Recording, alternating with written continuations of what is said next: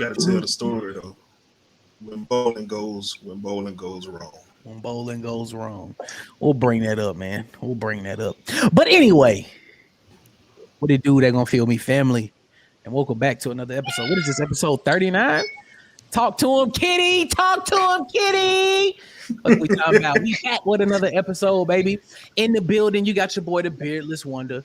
You got Alcy. You got Mickey D's, Hope Please, and you got my boy Baker No Feel. But before we go any further, y'all see that ticker at the bottom? Don't forget to like, comment, subscribe, share it so your mama can see it, your grandma can see it, your auntie can see it, that hole on the corner can see it. Everybody, big dog. And let's get into the show.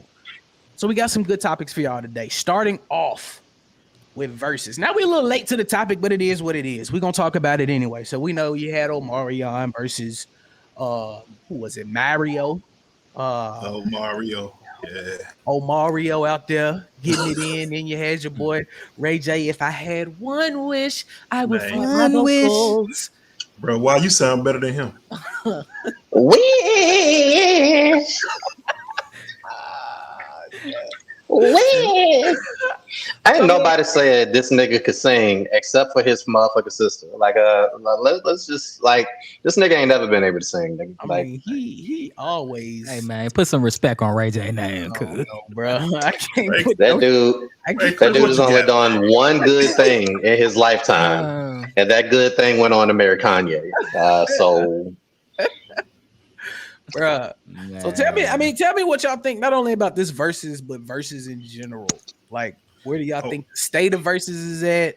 What do y'all think about this Verzuz that we saw, the future Verzuz that are to come? Because we hear the sprinklings of Chris Brown versus Usher. So, I mean, what do y'all think about Verzuz now versus then that we saw during the pandemic, and then Verzuz to come in the future? All right. We gotta take this piece by piece, because the first part was a train wreck. The first part where you had Bobby V, Pleasure P, Sammy, and Ray J. They're supposed to, I guess nobody told them they were supposed to be the opening act. They were supposed to be the opening act. But many times we've seen in Verzuz, once that liquor get flowing and them egos get puffed out and them chests start getting puffed out and folks start believing their own hype and running their mouth and doing this, they just start going back and forth. They start competing, and I did this and I did that. And so what ended up supposed to been being 55 minutes turned into what, about 2 hours? 2 hours. I mean, you have folks in the comments like, man, what's going on? Even Swiss in the comments, and that's another topic. That's another topic. I mean, to me, I think of nothing else. You gotta respect the folks that's organizing this stuff too, man. Like, respect them folks. If they give you 55 minutes, man, do your 55 minutes and get the hell on out the way. Nobody, on the billboard, the marquee, they got Mario, Omarion. Then under that, the undercard, they got the Bobby V's and the Ray J's and the Pleasure P's, you know what I'm saying, and Sammy. Know your role, stay in your lane, do your songs. Everybody. But in situations like that, like it's maybe it's the ego of like saying like I'm an undercard when you think that you are just as good as those other dudes, and low key you are. It ain't like all of them. I mean, they're all of them are stars in their own right, but like they ain't that big where they couldn't, like, anybody could have been at the top draw. Like honestly, like given those names. And honestly, they, after seeing the main event shit, them niggas should have been the main event, to be honest. Because the main event really wasn't even a battle. It was just Mario whooping Omarion ass for an hour straight, goddamn it. So, I mean, do we really want to be honest? And watermelon eating. Ray J and them put on the better show. Hey, get off that watermelon, cuz that watermelon be fire. Matter of fact, I I seen people calling for Ray J and them to come back out. Omarion was he got KO'd after the first two rounds, and they was like, shit, where Ray J and them at? Cuz bring them back out, goddamn it. Like, cause this boy is some slaw. Like, but and I think to me, you like this is just my opinion. I think we're getting to the point or where Verzuz is really exposing people though. You're exposing the real singers from the entertainers. I'm not saying, I'm not trying to say one of them is better than the other, because at the end of the day, you like what you like. But when people always say, what R&B ain't got that same feeling no more. You ain't got the people that really make that music that you can feel, that real make love and all that kind of stuff. When you see verses like that, you kind of understand what they're saying, because you got Mario coming out there and like, you probably didn't know his songs, but he sounded good. He sounded good singing them songs that you didn't even know. And it kind of, even if you didn't know it, you sat there and listened to the song because he sounded good. But then you get to Omarion, and what happens at any time where you in a fight or you in a debate or whatever and you losing, guess what? You start pulling out all the stops. You start doing any and everything that you can do other than what you're supposed to be doing. This is Verzuz. We talking about music. We talking about singing. He out here he brought his brother out there. They got watermelon, passing it to other girls. And like they bringing out, I mean, I know it's on the West Coast. I know the dance is a heavy influence, but you got a whole team of dancers out there. Like you got Serve doing all that. I'm like, bro, sing. That's what. But let's be real. Who really is coming to hear Omarion's nasally ass? That's what I'm saying. Mucinex his way through the goddamn song. Bro, I mean, people know Omarion for dancing. Like, you know what I'm saying? Like, he so that's part of his stick. That's just like he should have did that shit. You should have did that shit. He like got to make like, because performing.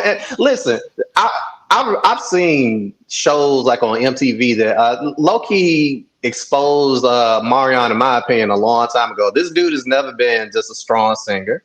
There's a lot of artists who got a lot of hits and they aren't strong singers, and they're studio artists, like, I mean, and sometimes you got to admit that about artists and like a tough truth, I mean, a dude like me, there's classic singers that like I feel aren't strong artists, like Keith Sweat, got all the hits in the world, but like his voice, it ain't the strongest. That's not to say that Keith Sweat isn't like a legend. Terrible. Yeah, but big and ass, baby, please come home with me. Anybody trying to hear that shit, man? That's what I'm saying. Them ladies was. Them ladies love a nigga that beg. Shit. Unpopular opinion. They love a nigga that beg and they love a nigga that splurge. That's it. That's all ladies love. Fuck. Get out of here. Unpopular opinion. Me personally, I love her. And she's a great artist, but don't you do it. Don't you do it. I don't feel like Rihanna. I don't feel like Rihanna is like the strongest singer. You feel like Rihanna is a No, I don't think she's a strong singer. She just her voice ain't that strong. I agree with you. The Navy coming for you, cuz. Yes, I know. If you compare Rihanna to her, I give you that, right? Mm-hmm. You know what I'm saying? But to say that she can't sing, and even to say that, hey, we're gonna put Rihanna in the versus somebody else, it would be appealing. Like when I heard, oh, we're gonna have a versus with Omarion and Mario. I know Omarion for fucking touching the shit that he did with B2K, and then I know Mario for you say she just a friend. That's it. I don't know them motherfuckers for nothing else. That shit was not appealing. That's where I say versus nowadays are not like they were during the pandemic. I feel like they were more appealing during the pandemic because we had nothing to do. You played the game or you stayed in the house and drank your fucking life away or hoped you didn't get sick. That was it. You ate all the crab legs. You drank all the tequila. You ordered $1,700 worth of tequila. Mr. Smart DoorDash, get her over, you dumb mother. Anyway, but we didn't do anything else during the pandemic. So when we heard, hey, we're gonna put together verses and we're gonna have Jeezy versus Gucci Mane, we know them two niggas hate each other. That's like a Crip versus a Blood going to church. Like, come on, man. Like, we was looking forward to that. Nowadays, it's like people just doing it for a check. Let's just be honest, bro. But before you go, let's just be honest.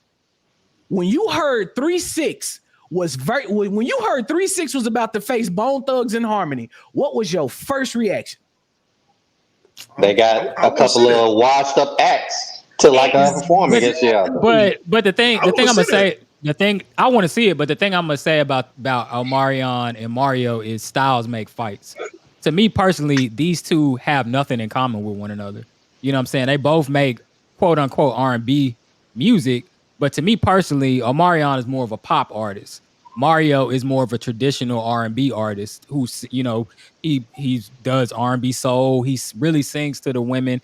And Omarion has those kinds of songs.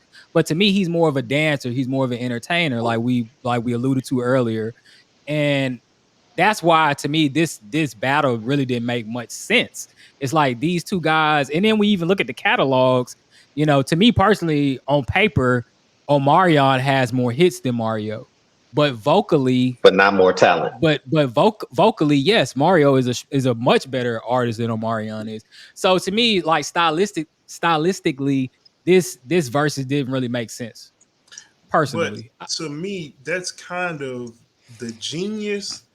That's the kind of genius of versus to me, because another reason why I think it was a huge success.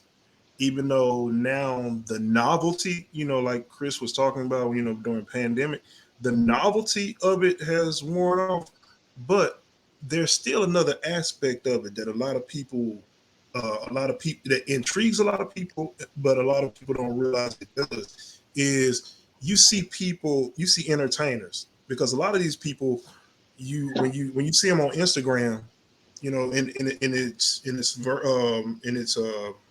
original, you know, in its original form, you're used to seeing these people on TV, and when you see them on TV, it's like they're a million miles away.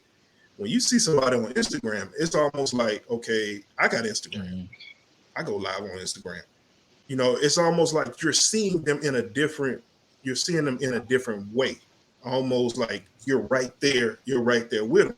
So when you see the Teddy Rileys versus the baby faces, and you see Teddy Riley has no idea how to use Instagram, it makes it more human. It makes it, I mean, people getting off their jokes and they're like, oh man, it's hilarious, because then you see how they really act when they're not putting on a show. You know, because a lot of these individuals, they PR trained. They gonna say the right things, they gonna do this or whatever. But that original verses, you were able to see it, like when we took all the PR training off or whatever. These just who they really are. And you got some people you saw, they were like really cool, like Ludacris. I mean, when the Ludacris versus Nelly, Ludacris was just a cool dude, you know.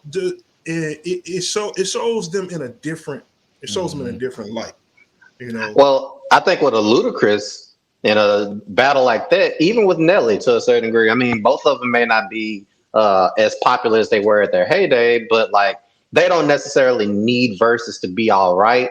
Versus like some of these acts, like they kind of do need a verses to get their name out there, because, you know, on the cool, verses is for Black people.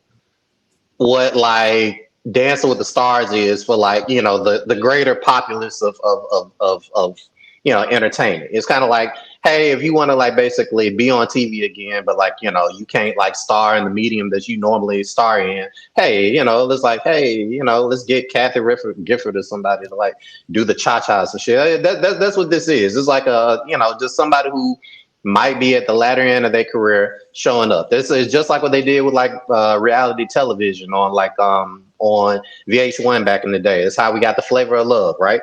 You know, but at the same time, it's kind of like, I mean, I could say all day, oh, an artist like Rihanna isn't a strong singer, but like, I mean, it still comes back around that you still got to be a good artist. She may not be as strong a singer as I might think that, but she could still put on a hell of a live show with or without dancing, you know? Like, I mean, like she's just that good of an artist. And to Rob's point, this exposes you when you ain't got nothing else to offer other than a gimmick. You know, Omarion, an artist like Omarion, in my opinion, is just as good as the producer who makes a song. The same thing with Ray J. Wait a minute, like I mean, that was because of yeah, that's because of Pharrell. You know what I'm saying? It had nothing to do with like with Ray J him in and of himself.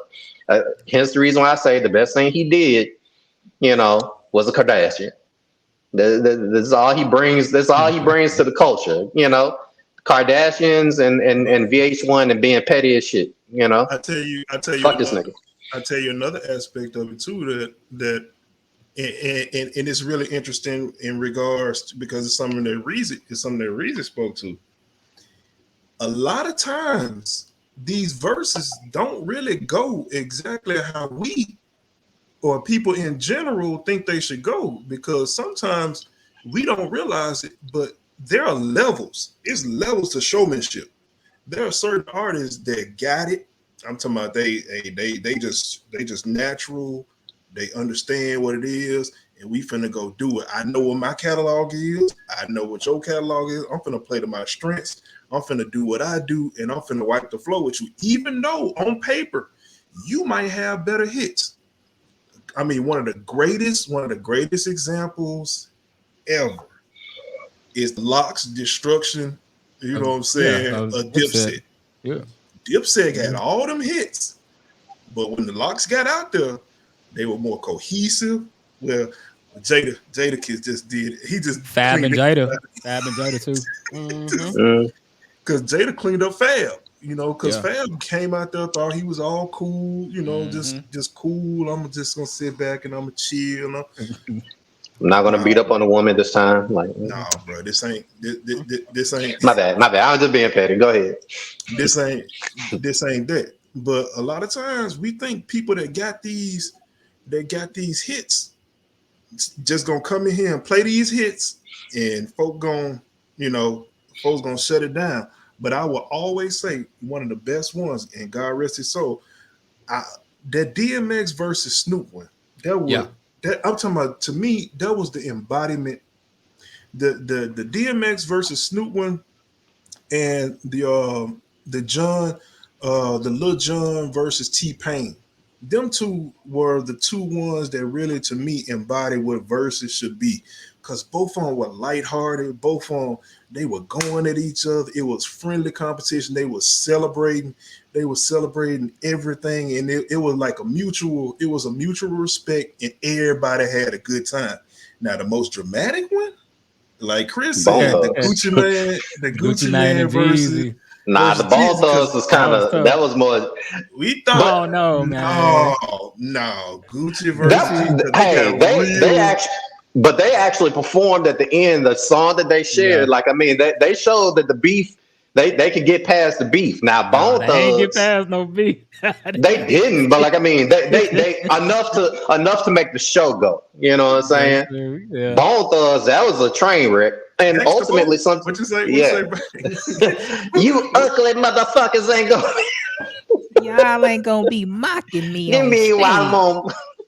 Like, yeah, they proved that now that was a train wreck, but that's what sometimes is great about these. To your point, that's what's great about these shows. Sometimes it's the train wreck. You know, it's like watching somebody like be the Michael Jordan meme of talent.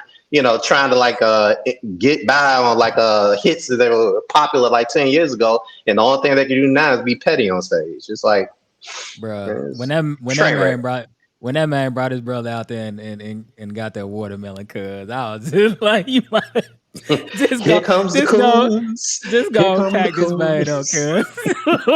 It's Oh, like watermelon eating it's smile like dancing. he was just thinking of like what else can I do? What's the worst thing I can do? To make That I was like already can't. that was Go ahead, like go a, ahead. high school talent show where niggas like say they just come out, take off their shirt, and then like grind for like the little high school girls. That was so cheap. That was so cheap. Well, That I was don't so know what cheap. was funny. I don't know if it was that or the Ray J joke when he was trying to sing, and them boys was over there. One wish, One one wish, wish, one Was wish. over there That harmonizing, boy got so mad. cuz.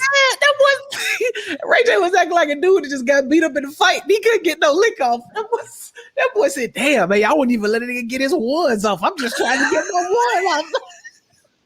That boy had his child. He had his I child. had his kid up there. Had his whole kid in his Oh, hand, bro. Just cover your face up, son. Damn. You don't want to see your dad like this. Just The cover thing your that face was up. so funny though is like when you saw the little clips, they showed the little video clips of him almost like doing the Running Man, and they were saying like if you didn't know, you would never think this was One Wish that he was performing, because it was looking like One Wish was a dance song.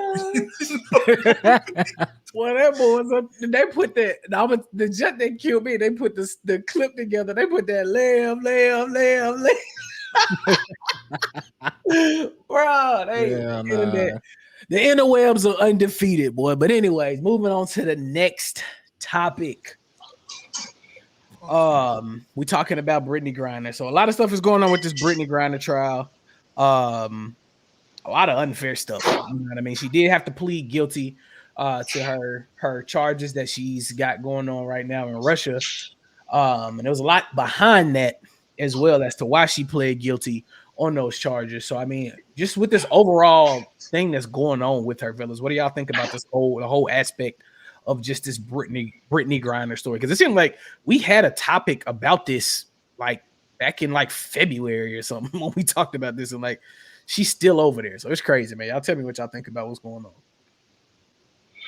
I think ultimately it has everything to do. I mean, she did something wrong by, I guess, international standards, or at least that country standards. And, I feel as if like the powers that be might be just trying to use this as a means to like basically play some political games, because like it's bigger than, at this point, I feel like it's bigger than Brittney almost. It's just that, trying to play these political games with her just is an opportunity for like Russians to do what to do something. They're trying to trade her out right now for like some war criminal type dude, like some arms dealer now. And, I just feel as if like that's a ploy more than anything else. And it's a tricky situation, because when you look at it, you gotta realize a lot of these other countries don't like the United States, and a lot of stuff that we do, you have to. I hate to be that guy, but you have to take responsibility for your actions. And a lot of times, we take certain things that we have, for granted. When we think everybody else, is kind of lax as we are. But a lot of these countries, they don't play. You know what I'm saying? There are certain countries that you can't do certain things. Like I was hearing different stories about what is the place that everybody, not Tulum. I cannot remember. Mexico. I cannot remember the Dubai. It's a country that a lot of people go to, and they were like, people think, Dubai. They're talking about it. People think anything goes, anything goes over there, but there are certain countries where like if you just do something simple like using the even bathroom curse. outside on the streets. Yeah, some countries you can't even curse out loud. Yeah, I mean, so we go over to various countries thinking that we can do anything, thinking that we can do anything that we want to do, and not excusing this situation, because they're taking, of course, with the whole Ukraine thing, they're taking advantage of this situation and using it as, because they have political, power, and so they think, as a bargaining tool to get one of their war criminals released, and using her as a bargaining, chip. But we have to, we got to be careful when we go to different countries and understand what's going on. Now, the thing that I didn't like is when they start bringing other people's names up. Like you hear in the recent news, or people saying, "Well, if it were LeBron James, blah blah blah blah."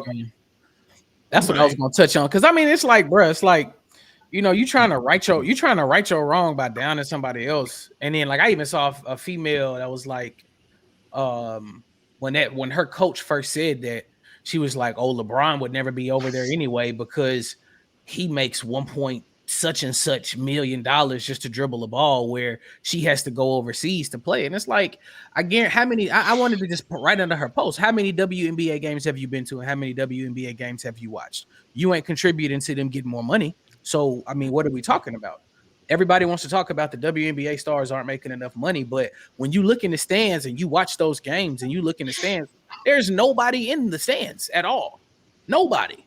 Like, it looks like a high school game almost. So you can't sit here and on one end say, "Oh, they're not getting enough respect," but then on the other end, you don't respect them because you're not watching them yourself. You would think that females will watch other females play, but y'all don't want to do that. Most of them don't even want to support. But then when something like this happens, it's almost like the Black Lives Matter thing, right? We wait for an opportunity to say something. We don't say a lot. We don't do a lot in the background. But as soon as something happens, "Oh, this is why Black Lives Matter. This is why Black Men," not trying to down the movement or anything like that. But it's the same But thing. sometimes people are fake mad. They're fake mad. Like you all of a sudden mad now, and you want women equality, and you want all of these other things to happen for women. But where was your support throughout all of the years where you've had people like Megan Rapinoe, Sue Bird, and all these other people calling for them to get paid more money? When have you joined onto the bandwagon and said, "Yeah, they do need to get paid more money"? You don't. They don't say they need to get paid more money until they find out that half of these women that play the game over here have to go overseas to Russia, to China, to all these other places, so that way they can make ends meet for their family. So, like, don't try to come out now and make it seem like, "Oh, we've been with the cause. I've been wanting to support my women, and if it was LeBron, Steph, or somebody like that, they'd have been back." Because, I mean, you don't know what would happen. Even if it is one of them, we can say they would have been brought back. But with everything that's going on right now in Russia and how crazy Putin and all these people are, I can't say that they'd be brought back. Like, this dude is. I mean, if we keeping it real, let's think about it.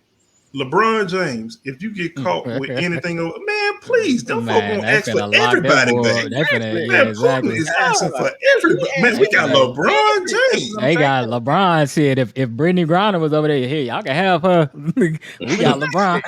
Exactly. But Putin I mean, would have been like, "You know what? We want Alaska. That's what we want. Alaska back." We want Ukraine. We want Turkmenistan. Uzbekistan. We want. I mean, man, what? But I mean, I'm like Chris. I've seen people talking about the WNBA players need to make more money, blah blah blah blah. And let's not forget that these women, they still make over $200,000 a year. They're making more than the average person is making. So it's not like they just broke, walking around broke, making 50K or making 50K a year to play basketball. And another thing is the WNBA actually loses money. You know what I'm saying? They actually, when you look at the statistics, they lose money, and the NBA has to, actually cover the cost that they expend every year, because of people not supporting them. So if you would watch them and support them, they would be able to be paid more money. But back to Brittney Griner situation. Go ahead, Rob. What was you about to say? Can we talk about the elephant in the room though? Because let's think about this. Let's rewind. Let's look at the whole elephant in the room. The WNBA is made up of what? Women. Made up of women. And in this country, Do we really value women? Let's be real. No. Nope. I mean, the whole Roe versus Wade thing going on right now shows that. Hello. I'm just saying. This is just another example of in this country we don't hold women in a high regard. It's almost like we'll give them something. I'm just saying I'm not. We'll give them something like here's your little, your little toy. Go on over in the corner and be happy. Be happy with that. We gave you a little something. We gave you your own, we gave you your own league or whatever. Y'all should be, y'all should be happy with that. With Title IX, we got it. We made it equal. So now we gotta. Y'all want to play college sports? We got it situated where you can do that and you can do that. But when it's time for the money, football, basketball, let's keep it real and say what it is. They don't companies. A lot of these companies, and most of the companies, these Fortune 500 companies, these just companies in general, they're headed by who? Rich white men. There you go. And there is your problem. If you want more support, get these companies. It's time for those individuals to be held accountable. It's time for them to be held accountable because too many times I think they slide under the radar, and everybody else get blamed for certain things. But they keep telling you, how many ways do men, particularly white men, have to tell you that they really don't value you? Well, Took to your away point, abortion rights. I mean, just the wage pay. I'm just saying, this just well, another add to another list of reasons or things that let's just call a spade a spade. Well, I mean, I will speak to the point that let's be real. Like, I mean, women in the WNBA, like, I mean, they're extremely talented athletes, and we should be watching like the game based completely on their merit. But I mean, it is. I feel as if like the what's being missed is like, I mean, even back in I think the '60s, the '70s, or something like that. Even the NBA, like at some point was not as profitable and what have you, and they had to do all these things in order to revive interest in the sport. And then you went into like what I would argue to say is a golden age, where you had like the '80s and the '90s, and you saw like all the superstars that came from that, and now the NBA is the powerhouse it is now. So to your point, I feel as if the accountability falls on the shoulders of these companies and owners and all these entities like that to basically step up and basically put out the proper marketing and the proper support of these women's sports to get them to be just as profitable and revered as like its male counterpart. Because when it's all said and done, I mean, it's not so much that I want to rally for women to be billionaire like Brittney Griner. I want her to just be a billionaire, just like LeBron is. But at the very least, I do want the opportunity for women's sports to not just be treated as if like it's a redheaded stepchild and takes a back seat to like, oh, we're just giving women like a token to, I guess like what Rob's trying to say. This is just a token to keep the women's movement off our ass because like they say there's no equality. Like I will say that it just more energy needs to be put into the WNBA to get it to where it needs to be. And they just need to stop using it as a token, kind of like how the NFL, with the whole Colin Kaepernick thing. They'll put in racism, in the end zone. They'll say, hey, we donating 100 million to blah blah blah, but you still look at the owners, you still look at the general managers who controlling everything in the NFL.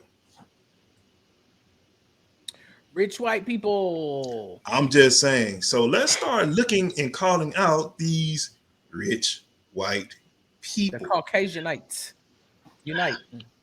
Well, I will say that to your point, Rob, we as Americans, we do need to start realizing that we can't just go into like other people's country and think that we can do whatever we want and there ain't no repercussions for that because their laws aren't our laws and people got this America fuck yeah type mentality thinking that like everybody need to bow to us. But I will say that in this given situation, although I don't want specialized treatment, I will say that the response I want to have is that like, I expect certain I don't know, exceptions be granted in certain situations where, I feel as if like our athletes, if they're going outside of these, the safety of our country to not be necessarily, I don't know, maybe it's a hypocritical thing to feel as if like they deserve specialized treatment. But like, I mean, I don't know. It's kind of like if I have to worry about basically becoming like a political prisoner because like I'm over here trying to play a game for this particular country or make, or whatever. But then like this country basically treats me as if like I'm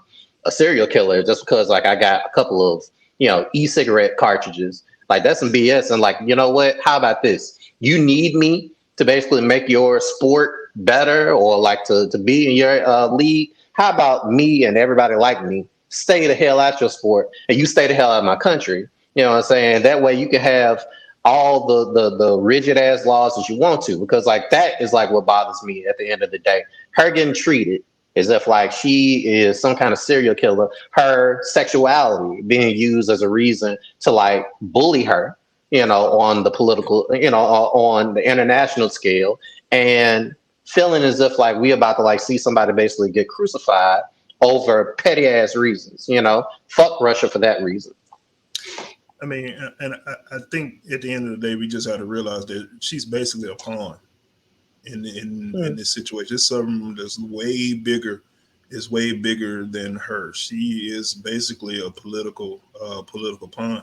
That's why it's important for us in general and just people in general, to at least check out world news and see, and see what's going on in other parts of the world and realize that they're complex. United States and the world in general, we all work, we all live, and we all depend on each other. I mean, this is basic, simple, not civics, social studies, whatever, import goods, services, things. There are certain things that we get from certain countries.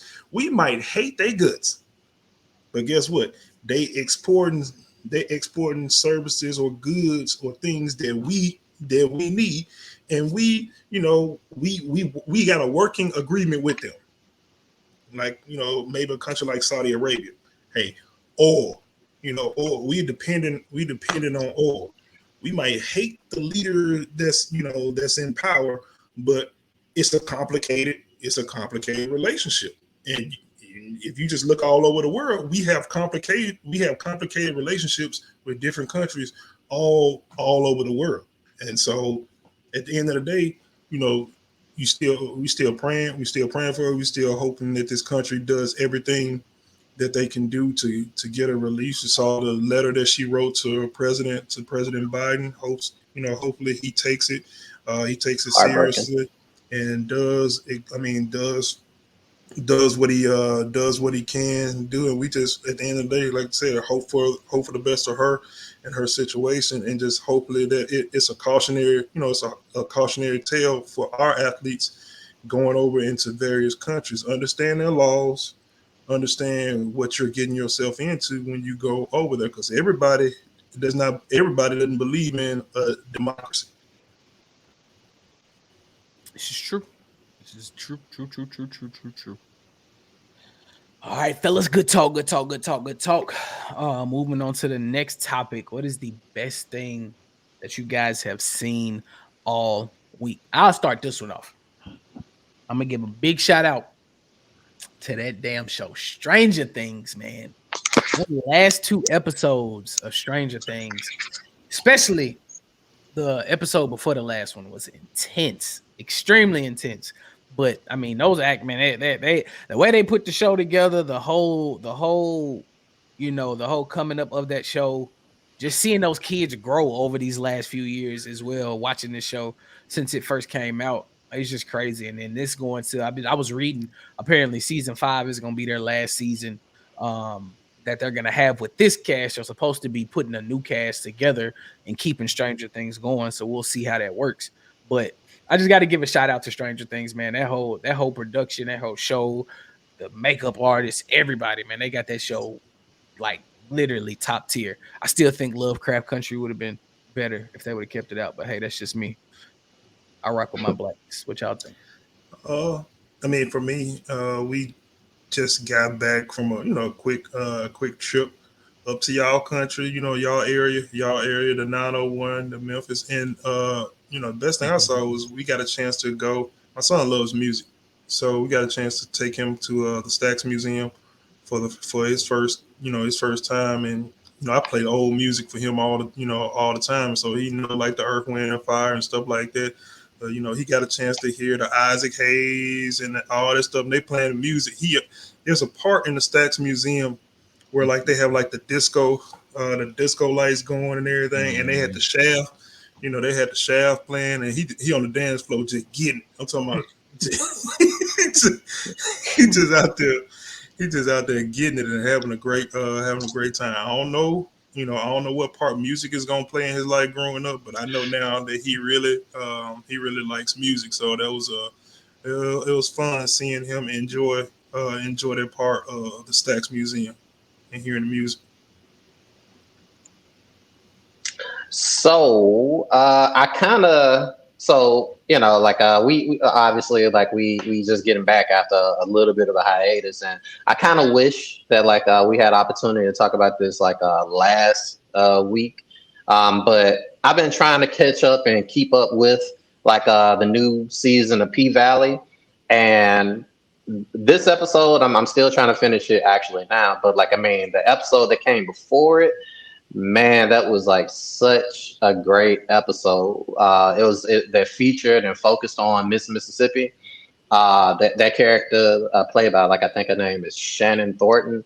Really great episode. I almost wanted it to be a topic that we just talked about in general, because it was a great story where and spoiler alert. I mean, I'm not going to go into too much detail, but a great story about abuse.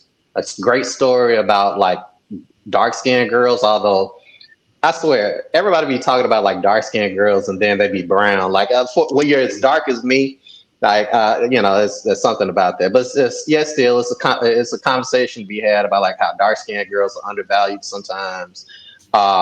It's funny. It even characterized her abusive boyfriend in a different way. It made me feel sorry for him, even though he's a racist. He's characterized as a racist, but he's a product of a bad upbringing as well. It's just so many great stories that are told in this particular episode, because P Valley this season was taking me away after Diamond was doing the snap voodoo on niggas, and, but this episode was really, really good, and it had a lot of heart to it, and some great conversations to be had as a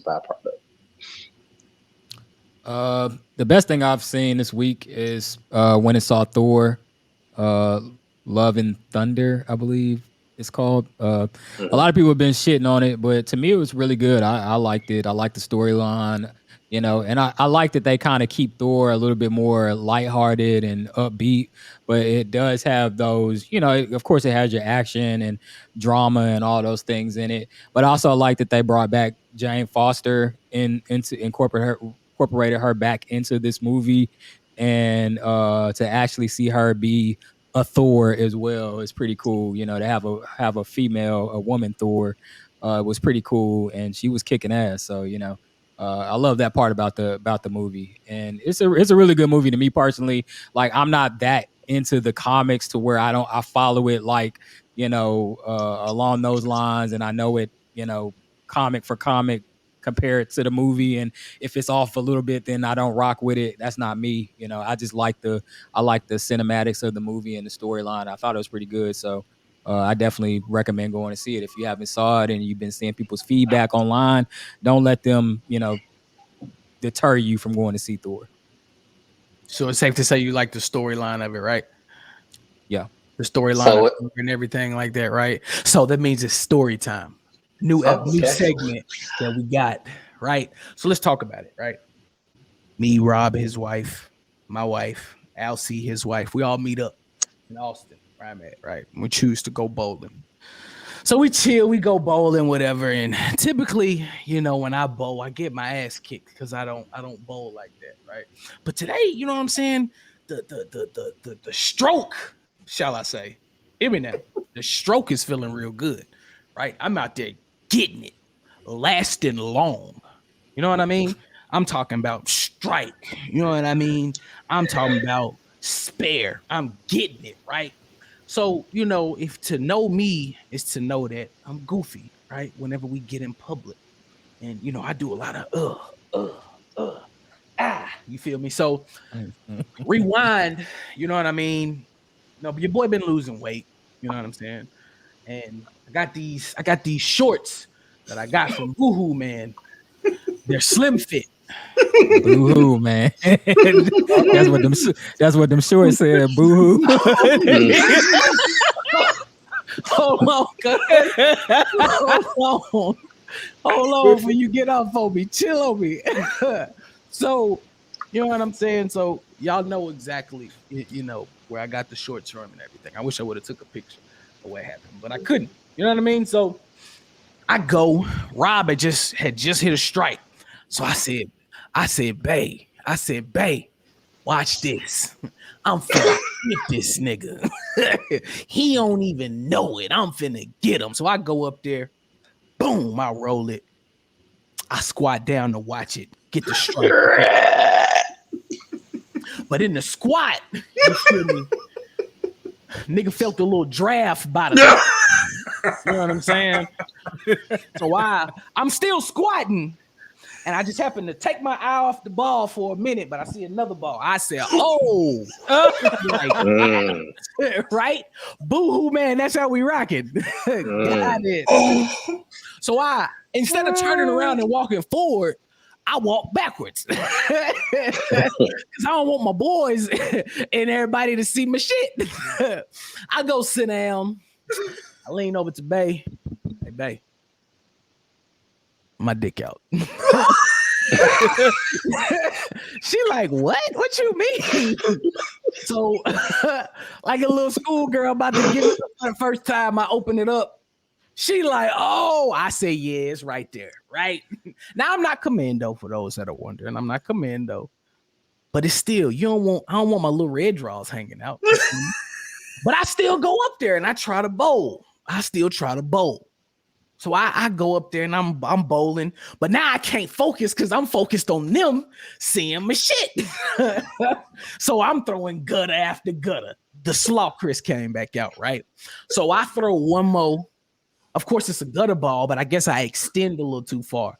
Then the rip a little further in the ass crack. So now we in tank country. You know that little part of your cheek. You know the little bottom part of the cheek that be pinching ass together? cleavage. Yeah, the ass cleavage. Yeah. That's just starting to hang out. So I said, hey guys, I hate to end the night early. It was such a beautiful Saturday, but I gotta roll.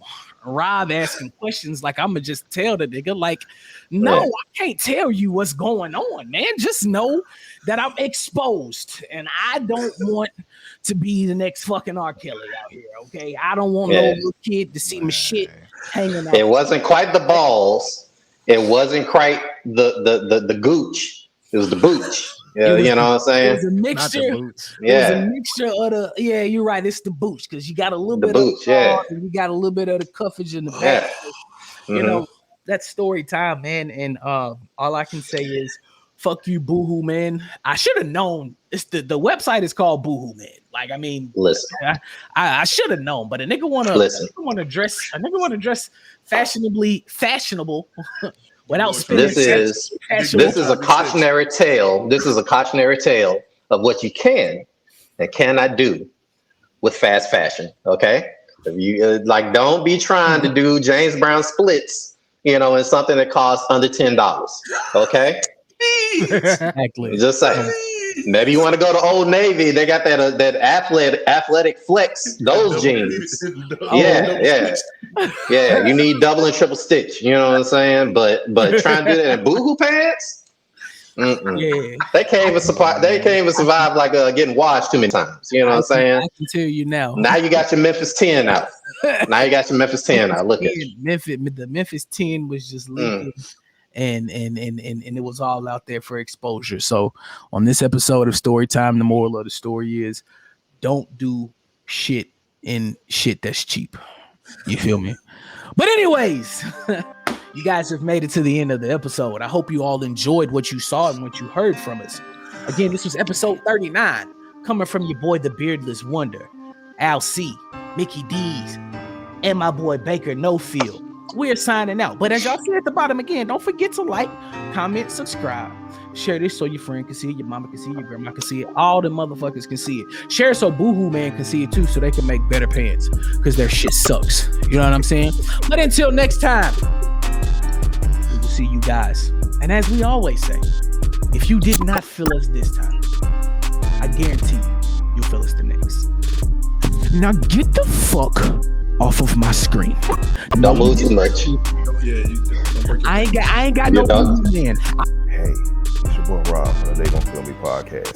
And if you want more authentic conversation from authentic men, check out this video.